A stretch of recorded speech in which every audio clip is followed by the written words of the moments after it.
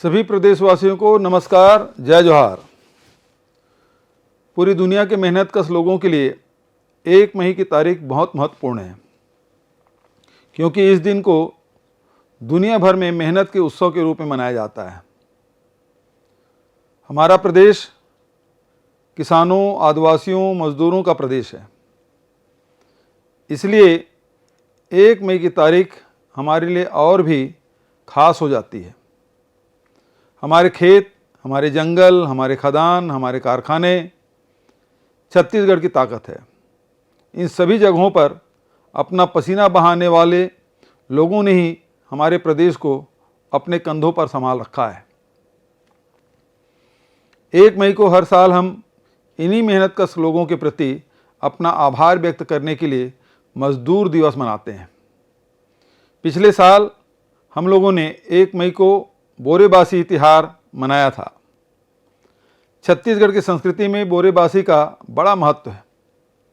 किसानों और श्रमिकों के साथ साथ आम छत्तीसगढ़िया लोगों का भी यह बड़ा ही प्रिय आहार है। अपने पौष्टिक गुणों और स्वाद के कारण यह आहार हमारी लोक संस्कृति में इस तरह रच बस गया है कि यह हमारे गीतों में और लोक कथाओं में भी शामिल हो गया है।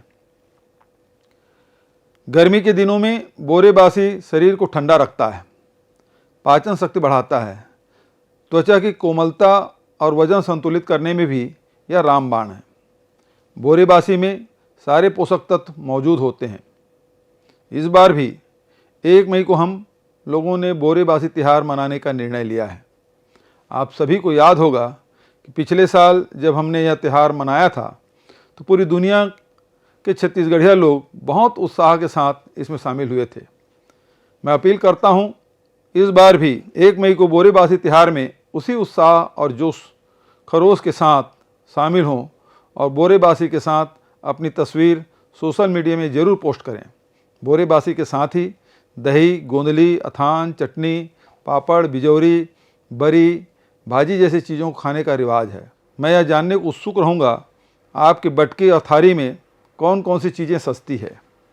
1 मई को जमकर बोरेबासी खाएं और अपनी संस्कृति के गौरव का उत्सव मनाएं।